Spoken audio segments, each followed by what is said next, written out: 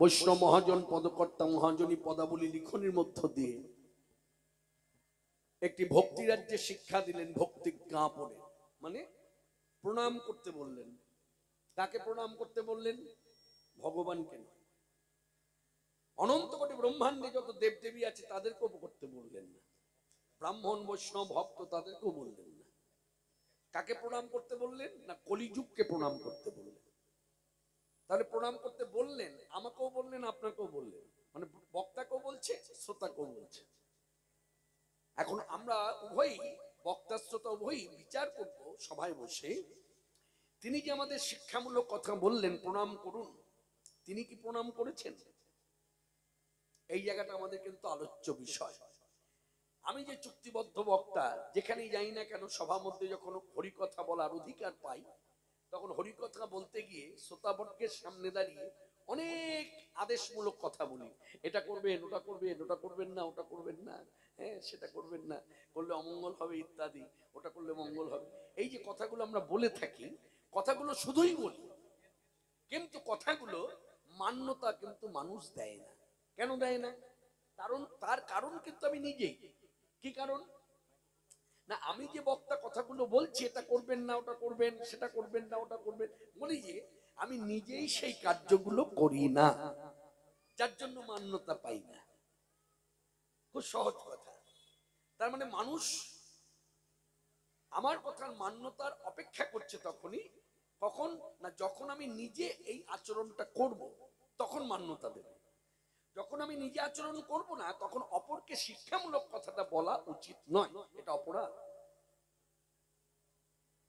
যেমন একটা দৃষ্টান্ত স্বরূপ কথা বলি, আমি মাছ মাংস খাই, আর সভা মধ্যে দাঁড়িয়ে, যেহেতু ভক্তির আসর, ভক্তি রাজ্য, এই সভা মধ্যে সব ভক্তরা এসেছে, এবার সকল ভক্তদের উদ্দেশ্যে আমি বলছি মাইকে যে আপনারা সবাই প্রসাদ পাবেন, প্রসাদ ভোজি হলে ইত্যাদি মহিমা আছে ইত্যাদি এসব বলছে। এই যে মিথ্যে কথাটা বলা, হয়তো আপনি জানেন না যে আমি মাছ খাই, আমি মাংস খাই, আমি ডিম খাই, পেঁয়াজ রসুন খাই, আপনি জানেন না। আপনি কি করলেন? আমার কথার উপরে খুব ভক্তি করলেন। আপনি কি করলেন? ঠিক আছে, ভালো কথা বলে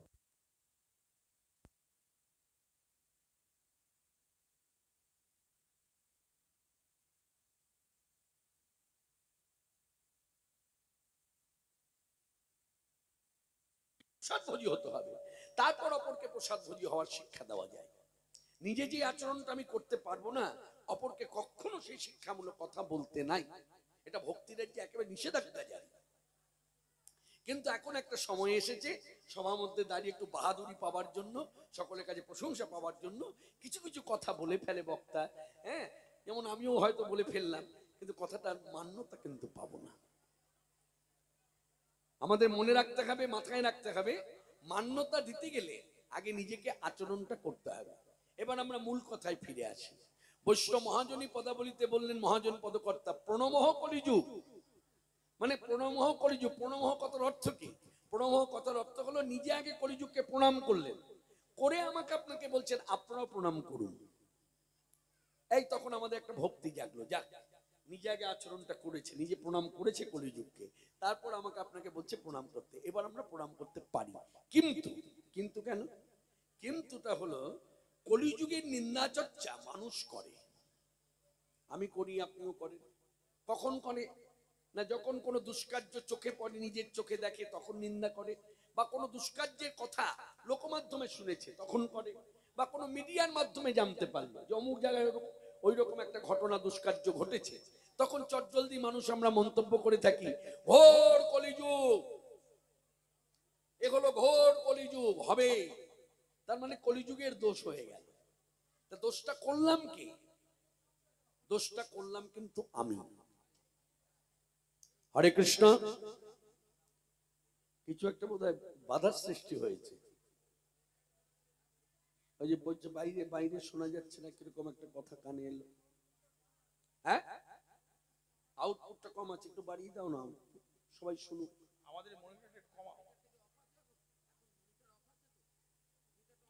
আমাদের মনিটরটা অফ করুন, আমাদের মনিটর আউটপুটটাকে দেখে নিন, আউটপুটটা একটু দেখে নিন, দাঁড়ান একটু সময় দিন, ভক্তগণের কাছে একটু সময় চাইছি, আউটপুটটা একটু দেখতে চাই।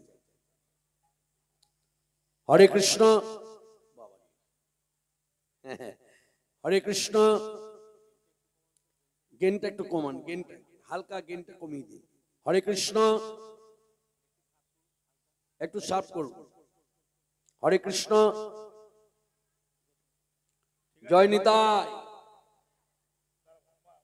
হানিতাই হাগর, হানিতাই হাগর। একটু দাঁড়ান মায়েরা, একটু আমি একটু দেখিনি।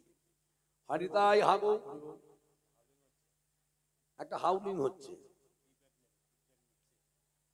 হরে কৃষ্ণ, হরে কৃষ্ণ, হরে কৃষ্ণ, কৃষ্ণ কৃষ্ণ হরে হরে, হরে রাম, হরে রাম, রাম রাম হরে হরে। হরে কৃষ্ণ, কৃষ্ণ কৃষ্ণ হরে হরে, হরে রাম, রাম রাম হরে হরে। মাননীয় ভক্তগণ, আপনারা সবাই শুনতে পাচ্ছেন তো? ভক্তরা সব শুনতে পাচ্ছেন তো? পরিষ্কার শোনা যাচ্ছে? হ্যাঁ,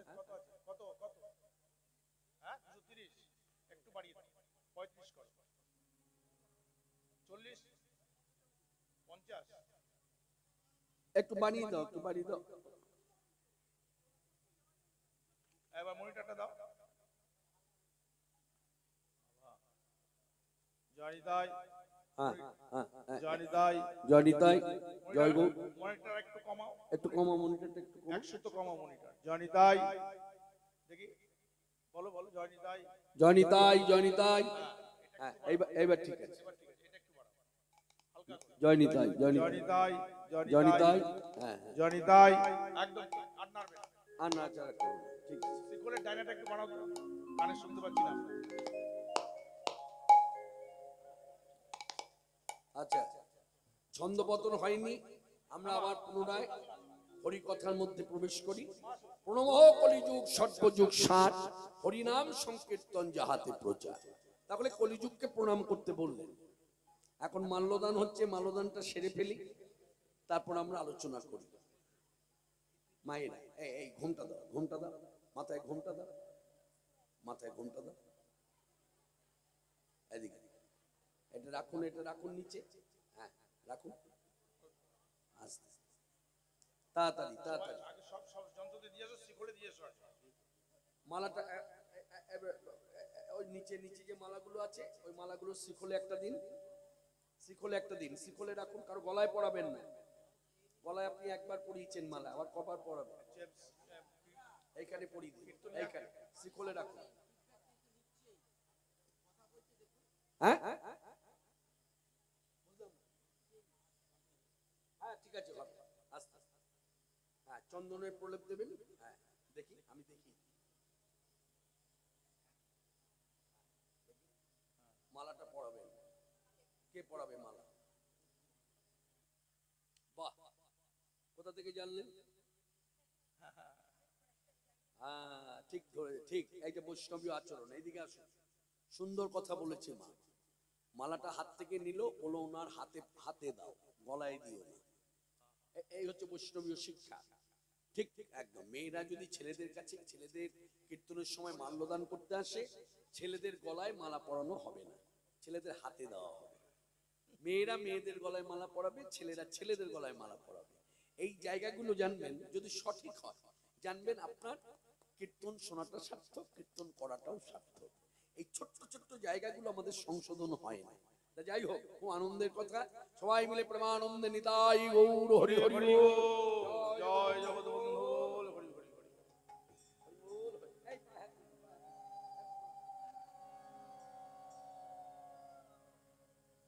তাহলে আমরা আস্বাদন করি। প্রণমঃ কলিযুগ সর্বযুগ সার, সর্বযুগ সার, হরিনাম সংকীর্তনে যাহাতে প্রচার। যাহাতে প্রচার। এখন কলিযুগকে প্রণাম করতে বললো। কাকে বললো? আপনাকেও বলেছে, আমাকেও বলেছে। এখানে কথাগুলো মনে রাখবেন, শুধু শ্রোতাদেরই বলেছেন তা নয়, আমরা যারা বক্তা কথাগুলো বহন করি মাত্র। কথাগুলো কিন্তু আমাকেও বলেছে পালন করতে, আমাকেও বলছে কলিযুগকে প্রণাম করুন। কিন্তু কলিযুগকে আমি যখন প্রণাম করতে যাচ্ছি, তখন আমার মনের মধ্যে কিন্তু জাগবে। কিন্তু কেন জাগলো না? কলিযুগের নিন্দা চর্চা সবাই করে, আমি যে বক্তা আমিও করি। তা এই যে কলিযুগের নিন্দা চর্চা হয়, কেন হয় না? কোন দুষ্কার্য চোখে পড়লে মানুষ বলে কলিযুগের দোষ, কিন্তু আসলে কিন্তু তা নয়। দোষ করেছি আমি, যদি দোষ গাইতে হয় তো আমার দোষ গাইতে হবে। কলিযুগ ধন্য, চিরকাল ধন্য হয়ে থাকবে। কথাটা কেমন একটু দৃষ্টান্ত দিয়ে বলি। যেমন দৃষ্টান্ত স্বরূপ বললে বলা যায়, খুব সহজ দৃষ্টান্ত, উপমা। উপমা দিলে কথাগুলো বোঝা যায়, উপলব্ধি করা যায়। যেমন এই যে আলোর নিচে কীর্তন হচ্ছে, তাহলে আলোর সাহায্য নিয়ে কীর্তন করছে। আলো তো বলে দেয়নি যে আমি আলো দিলাম আপনি কীর্তন করুন, তা তো বলেনি। আলো জ্বলে উঠেছে, আলোর সাহায্য নিয়ে আমি কীর্তনিয়া কীর্তন করছি। আবার এই আলোর সাহায্য নিয়ে কোন ব্যক্তি স্বাস্থ্য চর্চা করছে ঘরে বসে, তা আলো তো তাকেও বলে দেয়নি যে আমি আলো দিলাম আপনি স্বাস্থ্য চর্চা করুন। আবার এই আলোর নিচে বসে অন্যভাবে নেবেন না, আমি আমাকে দিয়ে বলি তাহলে বুঝতে পারবেন, কাউকে এখানে আঘাত করতে আসিনি। আমি সেই ব্যক্তি, এই আলোর সাহায্য নিয়ে আমি নিজের মায়ের পেটের ভাইকে ঠকাবো বলে জাল দলিল তৈরি করছি। এক্ষেত্রে আপনি বিচক্ষণ, বলুন তো কার দোষ? আলোর দোষ না আমার দোষ? হ্যাঁ, কিরকম হলো কথাটা? কার দোষ? আমার দোষ। তাহলে আলোর কোনো দোষ নাই। ঠিক তদ্রুপ কলিযুগে যে অন্যায় করবে, সে ছেলে হোক মেয়ে হোক, দোষ তার। কলিযুগ ধন্য, চিরকাল ধন্য হয়ে থাকবে। কেন ধন্য? না কলিযুগের মতো হরিনাম সত্য যুগেও ছিল, ত্রেতা যুগেও ছিল, দাপর যুগেও ছিল, কিন্তু প্রচার হয়নি। যার জন্য দেখবেন আজকে আমি আমাকে দিয়ে বললে সব বুঝতে পারবেন, 10 জনকে টানার দরকার নেই। আমি তার উজ্জ্বল দৃষ্টান্ত। আমাকে ধরুন সভা মধ্য দিয়ে কেউ বললো, কৃষ্ণদা আপনি তো অনেক বছর ধরে কীর্তন জগতে আছেন, তা এই সত্য যুগের হরিনামটা একটু করে শোনান, আমরা একটু শুনি। পারবো না। কেন পারবো না? সত্য যুগের হরিনাম যদি প্রচার হতো, আমার জিহ্বা বশীভূত হতো, আমি চটজলদি হরিনামটা মুখে উচ্চারণ করতে পারতাম। পাচ্ছি না কেন? প্রচার নেই। ত্রেতা যুগের হরিনামও তাই পাচ্ছি না, প্রচার নেই। কিন্তু শাস্ত্রে কি নেই? আছে। শাস্ত্র খুলে বলা যাবে, শাস্ত্র না পড়ে বলা যাবে না। দাপর যুগের হরিনামও ঠিক তেমনি। কিন্তু এখনো দাপর যুগের হরিনাম এই গ্রামে যারা শাস্ত্রজ্ঞ পণ্ডিত ব্রাহ্মণ বৈষ্ণব ভক্ত আছে, তারা কেউ কেউ জানে, সবাই জানে না।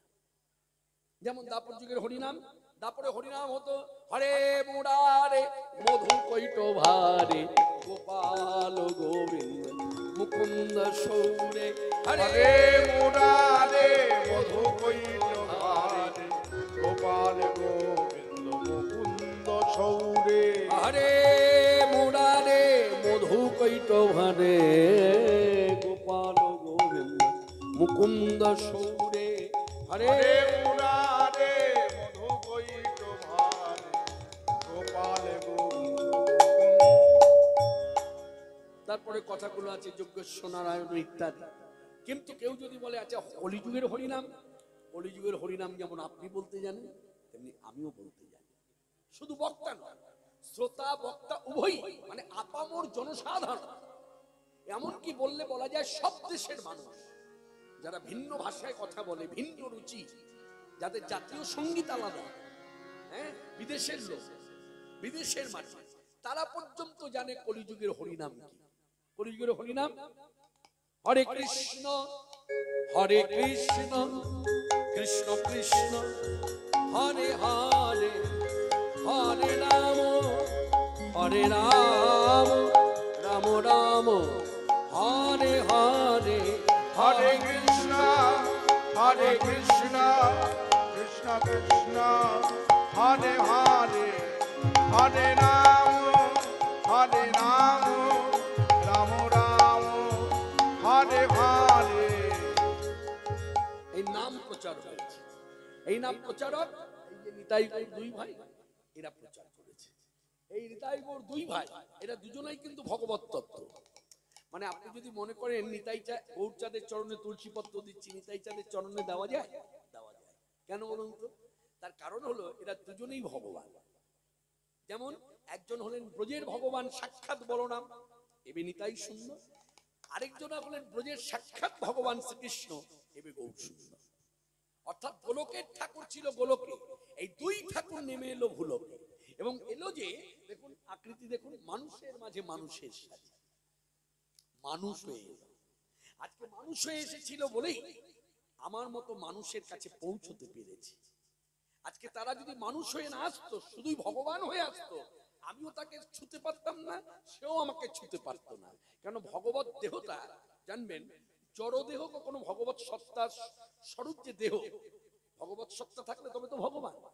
ভগবত সত্তা যদি দেহের মধ্যে না থাকে, জানবেন ভগবান মানুষের মধ্যে। তা এরা মানুষ হলো কেন? এরা চিন্তা করলো যে সমাজের আমাদের কিছু করতে হবে, সমাজের জন্য কিছু করতে হবে। সমাজের জন্য যদি কিছু করতে হয়, রামচন্দ্রের মতো ভগবান হয়ে আসলে হবে না, কৃষ্ণের মতো ভগবান হয়ে আসলে হবে না, লক্ষ্মীপতি জনার্দনের মতো ভগবান হয়ে আসলে হবে না। ভগবত সত্যটাকে বাইরে রেখে মানুষের মাঝে মানুষের সাজিয়ে যেতে হবে, তবে যদি মানুষের কিছু উপকার করতে পারে। যার জন্য তারা মানুষ হয়ে এলো। এসে কি করলো? ও যাদের হরি বলতে নয়ন ঝুটে তারা, তারা দু ভাই এসেছে রে। উলধ্বনি। হরি বলতে নয়ন ঝরে তারা, তারা দু ভাই এসেছে রে। ও যাদের হরি বলতে নয়ন ঝুটে তারা, তারা দু ভাই এসেছে রে। যাদের হরি বলতে নয়ন ঝরে তারা, তারা দু ভাই এসেছে রে। মা যশোদা রোহিণীর প্রাণে তারা, তারা দু ভাই এসেছে রে। মা যশোদা রোহিণীর প্রাণ তারা, তারা দু ভাই এসেছে রে। ও যারা গোলকের প্রেম বিলাইল তারা, তারা দু ভাই এসেছে রে। যারা গোলকের প্রেম বিলাইল তারা, তারা দু ভাই এসেছে রে। ও যাদের হরি বলতে, যাদের হরি বলতে, যাদের হরি বলতে নয়ন ঝুটে তারা, তারা দু ভাই। যাদের হরি বলতে নয়ন ঝরে তারা, তারা দু ভাই এসেছে রে। হরি নামে জগৎ মাতাইল তারা, তারা দু ভাই এসেছে রে। হরি নামে জগৎ মাতা এলো তারা, তারা দু ভাই এসেছে রে। হরি নামে জগৎ মাতাইল, জগৎ মাতাইল, তাহলে জগতে যারা যারা ছিল সবাই মাতল। এমনকি দুরাচারী পাপিষ্ট জগাই মাধায়, দুর্ধর্ষ পাষণ্য জগাই মাধায়, যারা বিষ্ণুর উপাসক দেখলে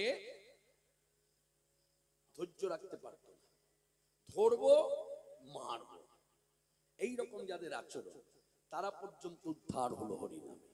শুধু তাই নয়, চপল গোপাল বৈষ্ণব অপরাধ করলো, বৈষ্ণব অপরাধের অপরাধী হবার পরেও হরিনামে উদ্ধার হয়ে গেল। যার জন্য প্রত্যেক ভক্ত দেখবেন বলে জগাই মাথায় উদ্ধার, চপল গোপাল উদ্ধার। কিন্তু দেখুন তো সেই ভক্ত বলে কিনা হিরণ্যক্ষ হিরণ্যকশিপু উদ্ধার? বলে না। কি বলে? হিরণ্যক্ষ হিরণ্যকশিপু বধ, রাবণ কুম্ভকর্ণ বধ, কংস শিশুপাল বধ। কিন্তু জগাই মাথায় চপল গোপাল উদ্ধার। তার মানে উদ্ধার ব্রত নিয়ে এসেছে নিতাই গৌর দুই ভাই। প্রাণে না মারিব কারি, হরি নামে দিয়া হৃদয় শোধিব, যাচিয়া জীবের দ্বারে দ্বারে। তার জন্য বৈষ্ণব মহাজনী পদাবলীতে কথাটা উল্লেখ করলেন।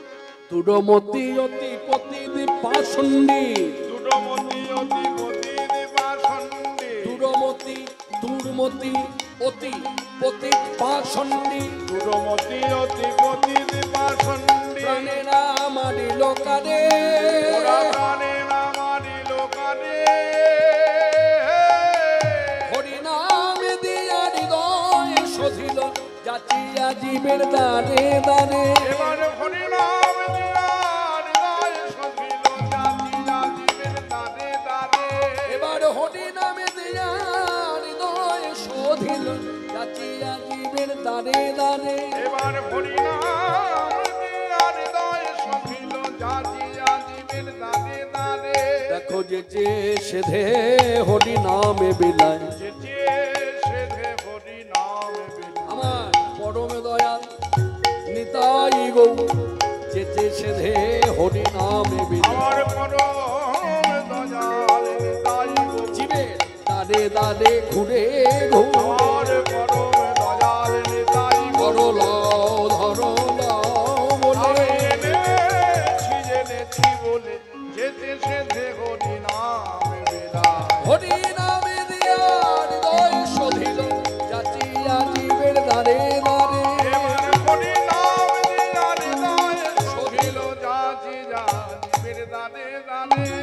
হরি নামের কি মহিমা আমি খুব গোদা বাংলায় বলতে চাই, কারণ আমরা বাঙালি ভক্ত, সহজ সরল ভাষাটা খুব ভালো বুঝি। তাই সহজভাবে বলি, অনেকে বলে আচ্ছা মাছ মাংস এই মানে মাছ মাংস পেঁয়াজ রসুন ডিম এগুলো খেয়ে কি হরিনাম করা যায় না? আমি কিন্তু সবার মধ্যে দাঁড়িয়ে বলবো করা যায়। করলে কি হবে জানেন? করলে দেখুন কি হবে। এইভাবে যদি মাছ মাংস অবক্ষ ভক্ষণ করে, যাকে বলে অবক্ষ ভক্ষণ, এইগুলো খেয়ে যদি হরিনাম করি, হরিনামের মহিমা আছে, পাপ নাশ হবে, দুঃখ নাশ হবে, অমঙ্গল দূরে যাবে, মানে যত রকমের দোষ আছে সব কেটে যাবে। কিন্তু দুর্লভ কৃষ্ণ ভক্তি লাভ হবে না। দুর্লভ কৃষ্ণ ভক্তি লাভ হতে গেলে, লাভ করতে গেলে, কথাটা হবে লাভ করতে গেলে কি করতে হবে? তখন এগুলো বর্জন করে হরিনাম করতে হবে। যার জন্য পাশ্চাত্য দেশের মানুষ আমাদের থেকে 100 গুণ, ভাবুন 100 গুণ, 1 গুণ নয় 2 গুণ নয়, 100 গুণ বেশি ভোগ বিলাসী। তারা কাঁচা মাংস খায়, আমরা তো কাঁচা মাংস খাই না, আমরা তো রান্না করে মাংস খাই। মাংস খাদ্যদ্রব্য করে 3 বার পর খেতে পারি, কাঁচা মাংস বাজার থেকে এনে তো খেতে পারি না। আর তারা কাঁচা মাংস খেতে, এমন যারা আজকে তারা কি হয়েছে? প্রসাদ ভোজী হয়েছে। প্রমাণ প্রমাণ আপনি নিজেই বলে কিরকম? আপনি এখান থেকে গিয়েছেন না মায়াপুর আরতি দর্শনে? বলে হ্যাঁ, আরতি দর্শন করেছেন, প্রসাদ পেয়েছেন, দেখেছেন না ওখানে আফ্রিকান জঙ্গলে নিগ্র জাতি মানুষ যারা একটা সময় কাঁচা মাংস খেত, আজকে তারা প্রসাদ ভোজী। প্রসাদ ভোজী হয়ে তারা নামের মালায় নাম জপ করছে। কেন না? তাদের উদ্দেশ্যটা পাপ নাশ, তাদের উদ্দেশ্যটা দুঃখ নাশ, তাদের উদ্দেশ্যটা অমঙ্গল দূর করা নয়, তাদের উদ্দেশ্য হচ্ছে হরিনাম করব যেন আমার দুর্লভ কৃষ্ণ ভক্তি লাভ হয়। বলে কি হবে? কৃষ্ণ ভক্তি লাভ হলে তবেই আমি কৃষ্ণকে পাবো, নতুবা পাবো না। যার জন্য সাধু সন্ত বৈষ্ণবের সঙ্গ করলে দেখবেন তারা বারবার একটা কথাই বলে, যতটা পারবেন চেষ্টা করুন, চেষ্টা করুন। একদিনে হবে না, দুদিনে হবে না, জোর করে হবে না, চেষ্টা করুন। এই পথে আসতে গেলে, ভক্তির পথে আসতে গেলে ভক্তির আচরণ নিয়ে থাকতে হবে। মানে পথ যেমন সেই পথে সেইভাবে চলতে হবে। আপনি তো সিনেমায় গিয়ে হরিনাম করেন না, করেন কি? বলছে না, হরিবাসরে এলে হরিনাম করে, ঠিক তেমনি এই পথে এলে এই পথে যে আচরণ সেটা করতে হবে, মান্যতা দিতেই হবে, কিছু করার নেই। এই পথে আমি আসবো অথচ এই পথের আচরণ করব না, এটা ঠিক না, এটা অপরাধমূলক কাজ। পথ যেমন সেই পথে সেইভাবে চলতে হবে। যেমন মেঠো পথে হাঁটতে গেলে বৃষ্টির মধ্যে, ঝড় বৃষ্টি হয়েছে, আপনি তখন জুতোটা কি করেন? হাতে নেন না? আস্তে জুতো কি হাতে নিয়ে চলা? আস্তে আস্তে জুতো কি হাতে নিয়ে চলান না? কেন? মেঠো পথ, জুতো পড়লে পরে বিপদ হতে পারে, পা পিছলে আমার কোমরটা ভেঙে যেতে পারে, হাঁটুটা ভেঙে যেতে পারে, আমি আঘাত পেতে পারি। যার জন্য কি করে সবাই? জুতোটা হাতে নেয়, খালি পায়ে হাঁটে। কি বোঝালাম? ঠিক তো, গ্রুপ পথ যেমন হবে সেই পথে সেইভাবে চলতে হবে। যার জন্য দেখবেন আজও সাধু সন্ত বৈষ্ণব যদি আমাদের কুটিরে আসে ভিক্ষার জন্য, ভগবত সেবার জন্য তো ভিক্ষা করে, তারা তো নিজেদের পেট চালাবার জন্য ভিক্ষা করে না। এটা এই ধারণাটা একটু কাটাতে হবে। অনেকের ধারণা হয় এই এলো হ্যাঁ এই ভিক্ষা চাইতে নিজের জন্য না। যার জন্য শাস্ত্রে লিখে দিয়েছে মহান্ত স্বভাব হয় তারিতে পামো, নিজ কার্য নাই তবু জান পরভব। কেন গেল না? নিজের জন্য নয়, আমার আপনার মঙ্গলের জন্যই। বিধির কি লেখা? আজকের দিনে আমার কুটিরে এসে বৈষ্ণব ভিক্ষা চাইছে।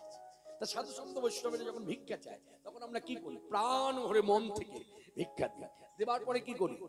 বসি, বৈষ্ণবকে বসাই, বাবা ঠাকুর একটু বসুন। বসলো, এবার বাবা বলছে বাবা ঠাকুর কিছু বলার ছিল। বলে বলো মা, কি বলবেন? বলুন বলুন বলুন, প্রাণ খুলে বলুন, কোনো দ্বিধা করবেন না, বলুন কি জানতে চান। আচ্ছা বাবা ঠাকুর, আমি আপনি দুজনাই তো মায়াবদ্ধ জীব। বলছে অবশ্যই, তা আমার করণীয় কি?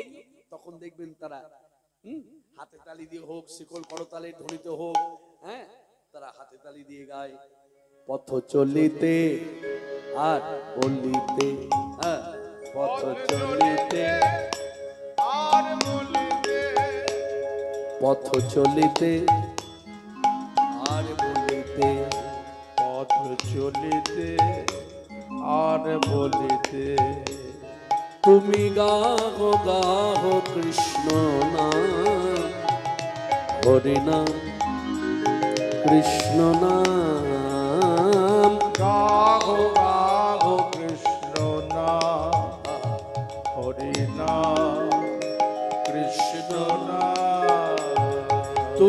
গাহ গাহ কৃষ্ণ নাম, হরি নাম কৃষ্ণ নাম, পথ চলিতে আর বলিতে, পথ চলিতে আর বলিতে।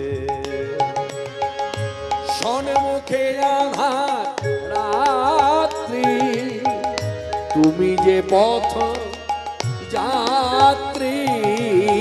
সম্মুখে আধার রাত্রি, তুমি যে পথ যাত্রী।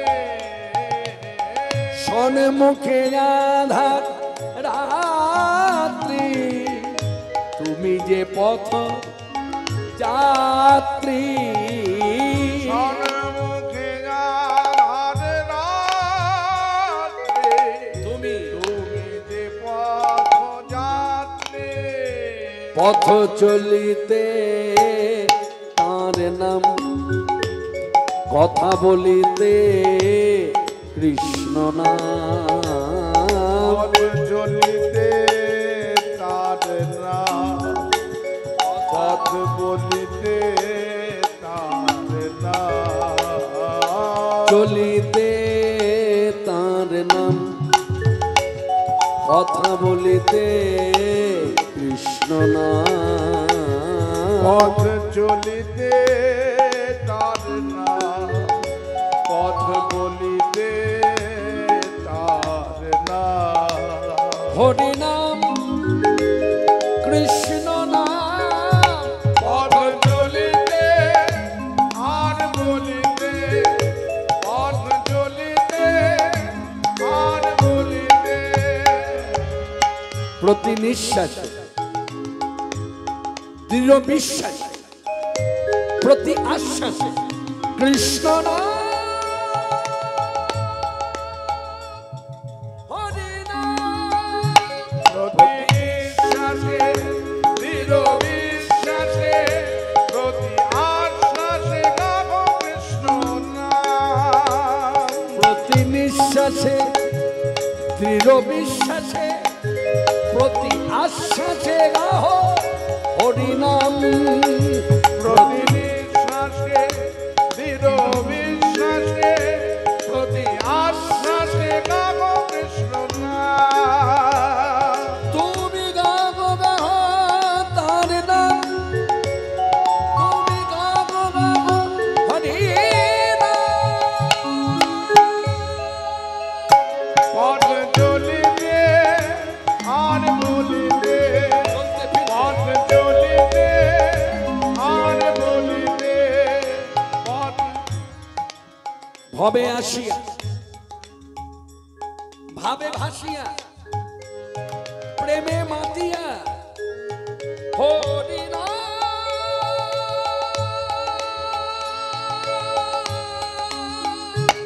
হবে আসিয়া, ভাবে ভাসিয়া, প্রেমে প্রেমে মাতিয়া গাবো হরি নাম। ভবে আসিয়া ভাবে ভাসিয়া, প্রেমে মাতিয়া আহ হরি নাম।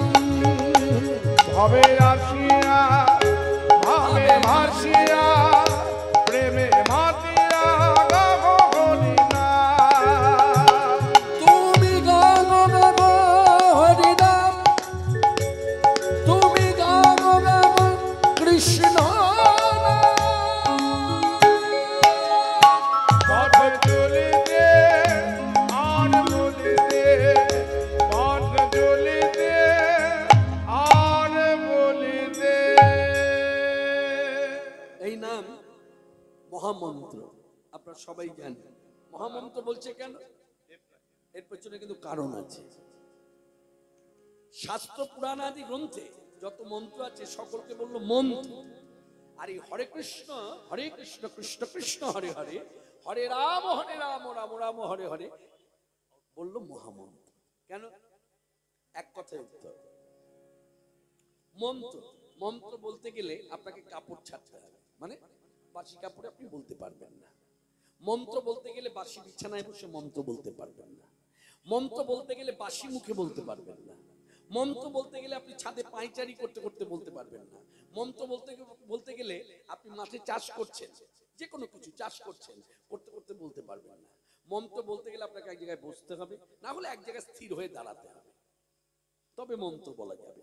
যেমন দৃষ্টান্ত দিয়ে বলি, উপমা স্বরূপ, ধরুন আপনাদের গ্রামে ধরুন পণ্ডিত ব্রাহ্মণ পুরোহিত যে পূজা অর্চনা করে বেড়ায়, সে যখন পথ ধরে যায়, বলতে বলতে কখনো যায় শুনেছেন?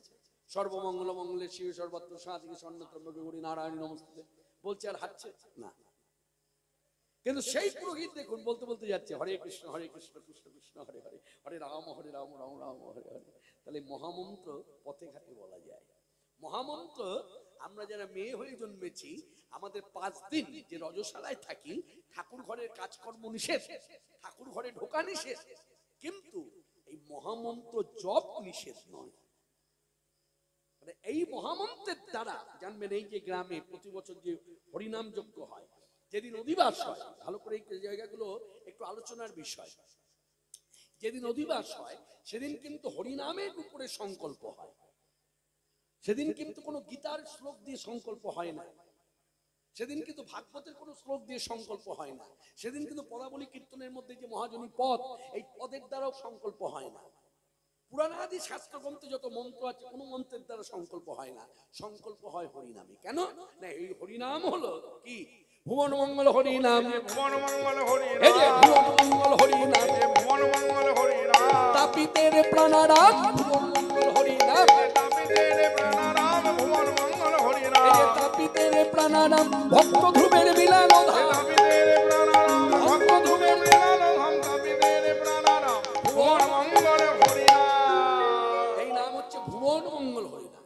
এই নামে সংকল্প যে হলো, এক শ্রেণীর মানুষের ধারণা আমাদের গ্রামের মঙ্গলের তরে সংকল্প। মনে রাখবেন, আপনি গ্রামের মঙ্গল করতে গিয়ে আপনি কার কার মঙ্গল করলেন জানেন? বলে কার? বলে স্বর্গমর্ত পাতা 3 ভুবনের মঙ্গল করে দিলেন।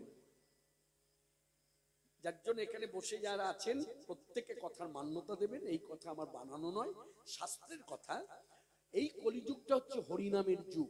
এই কলিযুগ কিন্তু পদাবলী কীর্তনের যুগ নয়, এই কলিযুগ কিন্তু গীতা পাঠের যুগ নয়, এই কলিযুগ কিন্তু ভাগবত পাঠের যুগ নয়, এই কলিযুগ মহাভারত রামায়ণের যুগ নয়, এই কলিযুগ হচ্ছে হরিনামের যুগ।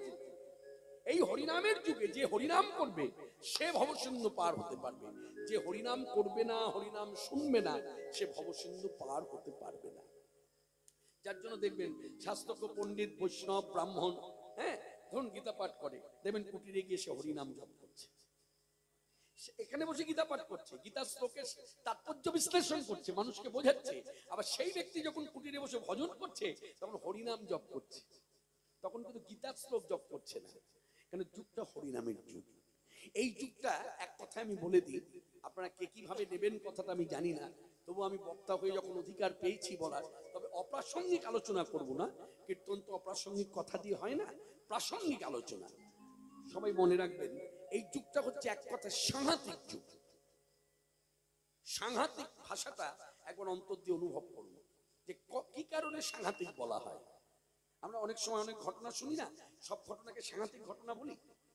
এমন কিছু ঘটনা আমাদের কানে আসে, যা শুনলে আমরা প্রথম ভাষাটাই বলি, কি সাংঘাতিক ঘটনা গো ভাই, এ তো ভাবাই যায় না, কল্পনা করা যায় না, বলি না? তেমনি এই যুগটা জানবেন, সত্য যুগ, ত্রেতা যুগ, দাপর যুগ, এই 3 যুগের থেকে সাংঘাতিক যুগ কলি যুগ।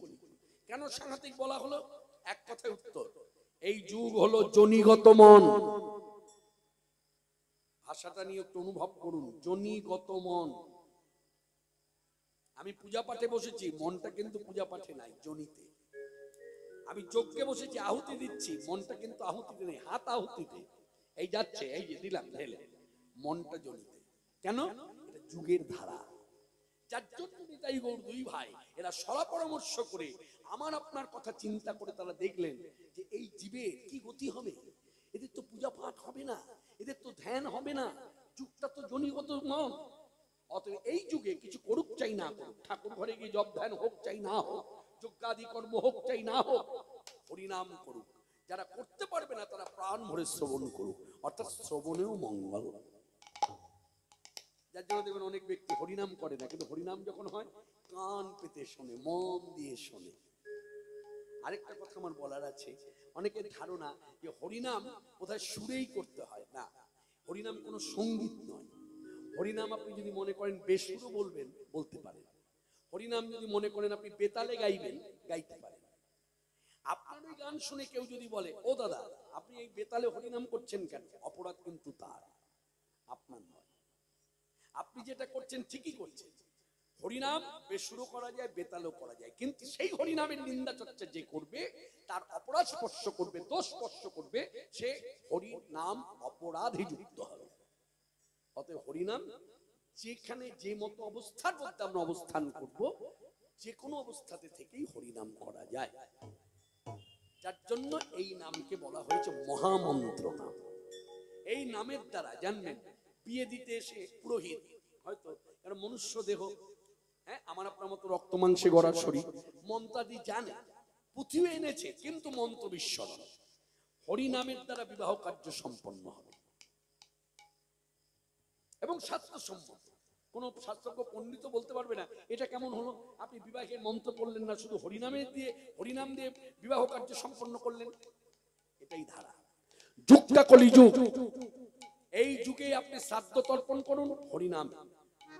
হরিনাম যদি শ্রাদ্ধ তর্পণের মন্ত্রের ভেতরে না থাকে, হরিনাম জানবেন শ্রাদ্ধ বৃথা, তর্পণ বৃথা, বিবাহ বৃথা, অন্নপ্রাশন বৃথা, গৃহপ্রবেশ বৃথা, যজ্ঞাদি কর্ম বৃথা। যার জন্য হরিনামের দ্বারা সংকল্প করা হয়। এই যে আসার পর অনেকে বলছিল, দাদা জানেন গতকাল এমন বৃষ্টি হলো না, মনটা ভেঙে পড়ল, আমাদের মনটাই খারাপ হয়ে গেল, না জানি বোধহয় কত ক্ষতি হয়ে গেল। আমি কেন, তখন আমি ভাবলাম এই কথার উত্তর এখন দেব না, হরিবাসরে গিয়ে মাইকের সামনে দাঁড়িয়ে বলবো, সবাই শুনবে। কখনো যদি এমন হয়, ধরুন কীর্তন চলছে, হঠাৎ করে ঝড় ঝাপটা এসে কীর্তন বন্ধ হয়ে গেল, এই জন্য কখনো বলবেন না নিশ্চয়ই কোনো অমঙ্গল হয়েছে যার জন্য কীর্তন বন্ধ হলো। আপনি অমঙ্গল কথাটা বলবেন তখন আপনার সংকল্প করা হরিনাম যদি বন্ধ হয়। বুঝতে পারছেন কোনটা কথা বলছি? মানে যেটা যে নামটা ধরে আসা হয়, আপনি রাধা গোবিন্দ নামের সংকল্প করেছেন, আসে না, দল আসে না, রাধে রাধে গোবিন্দ জয়, রাধে রাধে গোবিন্দ জয়। দেখবেন কেউ যদি হঠাৎ করে বন্ধ করে দেয়, ও দাদা নামটা বন্ধ করলেন কেন, বলি না ওই পদাবলী কীর্তন তো ধরুন 2 মিনিট বন্ধ থাকে, কেউ তো বলে না পদাবলী কীর্তন বন্ধ করলেন কেন, বলে না তো। কেন না, সংকল্প করা হরিনামে যদি ব্যাঘাত ঘটে, বন্ধ হয়ে যায়, জানবেন অমঙ্গল হবেই। কিন্তু পদাবলী কীর্তন 2 মিনিটের জন্য বন্ধ থাকলে অমঙ্গল হয় না। বোঝাতে পারলাম? যুগটা হরিনামের যুগ। যে যত পারবেন হরিনাম করবেন, যে যত পারবেন হরিনাম করুন বা হরিনাম শ্রবণ করুন, করলেই মঙ্গল। হরিনাম করলেই জানবেন পূজা পাঠও হয়ে যায়। কেউ হয়তো ঠাকুর ঘরে যায় না, সবার দ্বারা ঠাকুরের কাজ হয় না। যেমন আমার এই যে আমি কীর্তনে এলাম, তাহলে আমার ঠাকুরকে এখন ঘরে শয়ন দিল কে? এই প্রশ্নগুলো মনে মনে করবেন, দেখবেন উত্তর পেয়ে যাবেন। আমি তো এখানে কীর্তনে ব্যস্ত, তা এই সময় ঠাকুরকে শয়ন দিল কে? তাহলে আমি তো দিই নাই, দিল কে? আমার ঘরে মা আছে, বৃদ্ধা মা সেবা কার্য করে। তাহলে আমার দ্বারা ঠাকুর ঘরের কাজ হয় না। কিন্তু তাহলে ঠাকুরের কাজ হয় না, তাহলে ওই ঠাকুরের কাজটা আমার যে হলো না, তাহলে কি আমি অপরাধী? না, আমি যদি হরিনাম করি তাহলে আমি ওই ঠাকুরের আরতিও হয়ে যায়, ঠাকুরের খাওয়াও হয়ে যায়, ঠাকুরকে জাগানো হয়ে যায়, ঠাকুরকে ঘুম পাড়ানো হয়ে যায় ইত্যাদি। এই হরিনামের মধ্য দিয়ে এই জায়গাগুলো একদম গেঁথে নিন মনে।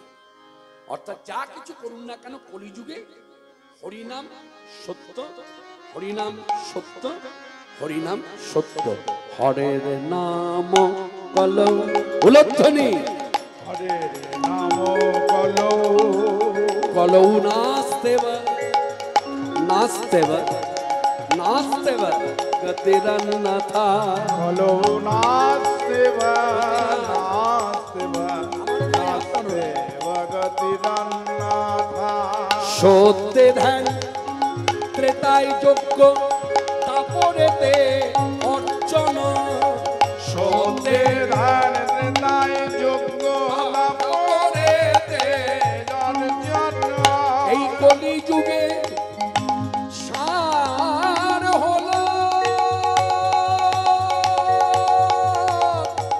হরি নাম সংকীর্তন। এই কলি যুগে সার হলো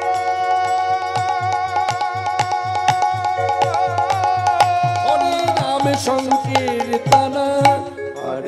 নাম বলো উলধ্বনি হরি হরি বল, হরি হরি বল। নাস্তেব নাস্তেব নাস্তেব গতিরন্নথা। তাই এ তিন ভুবন আনন্দে ভরিল, উঠিল মঙ্গল সুর। এদিন ভুবন আনন্দে ভরিল, উঠিল মঙ্গল আস্তে এই কারণে এই যে হরিনাম ছাড়া কলিযুগে গতি নাই জেনে আজকে পাশ্চাত্য দেশের মানুষ কথাটা কিভাবে নেবেন আমি জানি না, ভালো করে বুঝে নিন সবাই বসে। যদি কিন্তু তাকে আমাকে বলতে পারেন এতে আমার মান নষ্ট হবে, এটা আমি ভাববো না। যদি আমার শিক্ষার থাকে নিশ্চয়ই আপনার কাছ থেকে শিখে নেব, কারণ আমি সেই বদ্ধ উন্মাদ নই যে আমি সব জানি আর কেউ জানে না। হরি বল। আমি বদ্ধ উন্মাদ নই, যথেষ্ট সচেতন। হ্যাঁ, আমি বদ্ধ উন্মাদের মতো ভাবনা নিয়ে এখানে আসি না। আমি জানি, আমি জানি। এখন আমার জানাটা কতটা ঠিক না ব্যাঠিক আজকে বিধির লেখা চুক্তিবদ্ধ হয়ে এই হরিবাসনে দাঁড়িয়েছি। এই সভা থেকে এমন একজন ভক্ত আছে যে আমার থেকে অধিক জানে। সে হয়তো শুনতে শুনতে শুনতে শুনতে আমার জায়গাটাকে সংশোধন করলো। কৃষ্ণদা, আপনার কীর্তন শুনলাম, আপনার ব্যাখ্যাগুলো শুনলাম, আপনার এই ব্যাখ্যাটা এই জায়গাটা এইভাবে না বলে এইভাবে বললে ভালো হয়। নিশ্চয়ই শিক্ষা আছে, এতে মান নষ্ট হয় না। এই জায়গাগুলো অনুভবের প্রয়োজন। এখনকার বক্তাদের মধ্যে এসে গেছে অহংকার, যে আমি জানি আর শ্রোতা কেউ জানে না, আমি যা বলবো শ্রোতা তাই শুনবে। কে বলেছে আপনাকে? যার জন্য দেখবেন ভগবানের নিন্দা করছে, শ্রোতা কিছু বলতে পারছে না। ভক্তের নিন্দা চর্চা করছে, শ্রোতা বসে বসে শুনছে। তা হবে কেন? আয়োজনটা কিসের জন্য হয়েছে? ভগবানের গুণের কথা শোনার জন্য হয়েছে, রূপের কথা শোনার জন্য হয়েছে, মাধুর্যের কথা শোনার জন্য হয়েছে। ভগবানের নিন্দা চর্চা শোনার জন্য তো এত বড় আয়োজন হয়নি। দাঁড়িয়ে দাঁড়িয়ে কি ভিক্ষা করিনি? তাহলে আপনি কেন ভগবানের নিন্দা চর্চা করবেন? আর এটা মাথায় রাখবেন, যারা যারা ভগবানের নিন্দা চর্চা করছে তাদের তো জানা উচিত, আপনারা জানিয়ে দেবেন। যারা যারা ভগবানের নিন্দা চর্চায় মেতে উঠেছে, ভক্তের নিন্দা চর্চায় মেতে উঠেছে, তারা শুনুক, জানুক। যেদিন থেকে তারা নিন্দা চর্চা করে যাচ্ছে সেই দিন থেকে প্রসাদ ভোজি বেড়েছে। ব্যাস, এখানে পণ্ডিত লোক ইশারায় কাফি। মূর্খকে অনেক বোঝাতে হয়, পণ্ডিত লোককে বেশি বোঝাতে হয় না, যা বোঝার বুঝে নি। নিন্দা চর্চা বেড়েছে, নিন্দা চর্চা করছে, আর এদিকে প্রসাদ ভোজি বাড়ছে। কি বুঝলেন? তার মানে নিন্দা চর্চা মানুষ শুনছে, মান্যতা দিচ্ছে না। যদি দিত তাহলে প্রসাদ ভোজি কেউ হতো না। মনে রাখবেন, আজকের সভাতে আমি কীর্তন জীবনে দক্ষিণ 24 পরগনা জেলার অনেক জায়গায় এসেছি, কিন্তু আমি ক্যানিং পার করে, ব্রিজ পার করে এই দিকটা কখনো আসিনি। এই বাসন্তী পর্যন্ত এসেছি, তারপরে কিন্তু এদিকে আমি কোথাও আসিনি। এখানে প্রথম এসেছি। তা প্রথম এসে হরিবাসরে হ্যাঁ সুস্থ পরিচালনা দেখে, হ্যাঁ পরিচ্ছন্নতা দেখে আমার খুব আনন্দ হচ্ছে। আজকের সভাতে যারা আছেন তারা আমার কথার মান্যতা না, মানে আমার কথার মান্যতা হোক চাই না হোক, মানে আপনারা গ্রহণ করুন চাই না, আপনারা শাস্ত্রের কথাকে মর্যাদা দেবেন, অশাস্ত্রীয় কথাকে মর্যাদা দেবেন না, শাস্ত্রের কথাকে ভক্তি করবেন। মানে শাস্ত্র কখনো ভুল পথে চালনা করতে পারে না।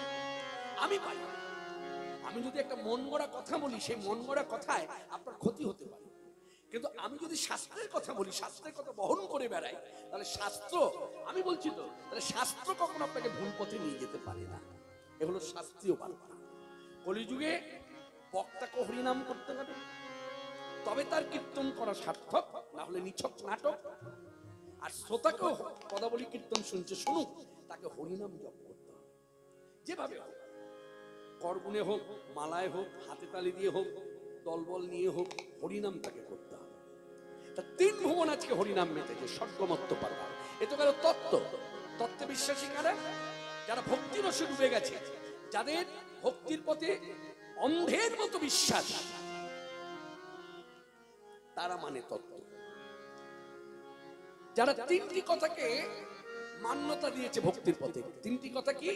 ভগবান আছেন, ভগবান আসেন, ভগবান ডাকেন। এই 3টি কথা হচ্ছে শ্রীমদ্ ভাগবতীয় বার্তা। ছিল সুকমণি ব্যাসাসনে বসে বলেছেন, যার জন্য ভক্তিরসী যারা ডুবে গেছে তারা বলছেন ভগবান আছেন, শুধু না ভগবান আছেন, ভগবান আসেন, ভগবান ডাকেন। এই তিনটি কথাই সত্য। আজকে এই বার্তা দেখুন বিদেশে গেছে, বিদেশের মানুষ কি করেছে? বিদেশের মানুষ কিন্তু পদাবলী কীর্তন গ্রহণ করেনি। আপনার বিদেশ যেতে হবে না, বাইরে রাজ্য দেখুন। আজকে মুম্বাইতে পদাবলী কীর্তন হয়? হয় না। হারিয়ানায় হয়? হয় না। হায়দ্রাবাদে হয়? হয় না। গুজরাটে হয়? হয় না। কোথায় হয়? পশ্চিম বাংলায় হয়। কেন? এটা পশ্চিমী ঘরানা। এই জায়গাগুলো আলোচনা করবেন, চর্চা করবেন, উন্নতি হবেই ভক্তি রাজ্যে। এটা পশ্চিমী ঘরানা, এটা পশ্চিম দেশের ভক্তদের ঘরানা। এটা পদাবলীকে মান্যতা দেয়, মহাজনী পদাবলীকে মান্যতা দেয়। কিন্তু পাশ্চাত্য দেশের মানুষ পদাবলী নেয় না। পাশ্চাত্য দেশের মানুষ কি গ্রহণ করলো? হরিনাম। তাহলে কটা দেশের মানুষ হরিনাম করছে? প্রশ্ন যদি কেউ করে, যে আপনি তো বলছেন বক্তা হয়ে মাইকের সামনে দাঁড়িয়ে, তাহলে আপনাকে জানতে ইচ্ছে করে কটা দেশের মানুষ আজকে হরিনাম গ্রহণ করেছে? তাহলে খুব গর্বের সহিত বলি, খাঁটি কথা, এতটুকু ভেজাল নয়, 174 প্লাস, মানে 174 দেশের মানুষ ইতিমধ্যে হরিনাম তো আশ্রয় করেছে, তার সঙ্গে আরো কিছু দেশ যুক্ত হয়েছে, কিন্তু সংখ্যাটা জানা যায়নি। কিন্তু 174টি দেশ গ্রহণ করেছে, এটা জানা গেছে। তাহলে ভাবতে পারেন পৃথিবীতে এত দেশ, তার মধ্যে 174টি দেশের মানুষ হরিনাম করছে। তারা হয়তো ধর্ম ত্যাগ করেনি, মুসলমান হয়ে ইসলাম ধর্ম ত্যাগ করেনি, খ্রিস্ট ধর্ম ত্যাগ করেনি, তারা ধর্মটাকে ঠিক রেখেছে। রেখে কি করছে? হরিনাম করছে। কেন? সে তার অনুভব হয়েছে, আমি যে কোন আশ্রয় করে জন্মাই না কেন, মনুষ্য দেহ পাই না কেন, আমার হরিনাম ছাড়া গতি নাই। অর্থাৎ আমি বাইবেল পড়ি আর কোরআন পড়ি, গীতা পড়ি, যাই পড়ি, আমায় হরিনাম করতে হবে। এতে ভুবন আনন্দে ভরিল, উঠিল মঙ্গল সুর। এদিন ভুবন আনন্দে ভরিল, উঠিল মঙ্গল সুর। হে প্রেমানন্দে এমন গৌরাঙ্গে রতিনা জনমিল মোর। কহে প্রেমানন্দে যেমন গৌরাঙ্গে রতিনা জনমিল মোর। এই দেখুন একেবারে উজ্জ্বল দৃষ্টান্ত। আপনাদের এখানে যখন আসছিলাম, আমার কাছে কর্তৃপক্ষ কারেন্ট লোকেশন দিয়ে দিয়েছে, আমার কাউকে জিজ্ঞাসা করার প্রয়োজন হতো না, কিন্তু তবু জানার জন্য অনেক জায়গায় গাড়ি থামিয়েছে। আর যাদের কাছে দাঁড়িয়েছি তারা সব ইসলাম ধর্মাবলম্বী মানুষ। আমি যখন তাদের কাছে গাড়িটা থামালাম, আমার তিলক সেবা দেখেই কাজটা নামিয়ে যখন কথা বলছি, আমাকে প্রথমেই তারা বলছে আপনারা হরিবাসরে যাবেন। আস্তে, এই জায়গাগুলো কিন্তু বলার আছে। কেউ যদি বলে এইসব কথা বলার কি দরকার, দরকার আছে, সে তো বলতে পারতো আপনি কি অনুষ্ঠানে যাবেন। অনুষ্ঠান বললো না, কিন্তু বললো হরিবাসরে যাবেন।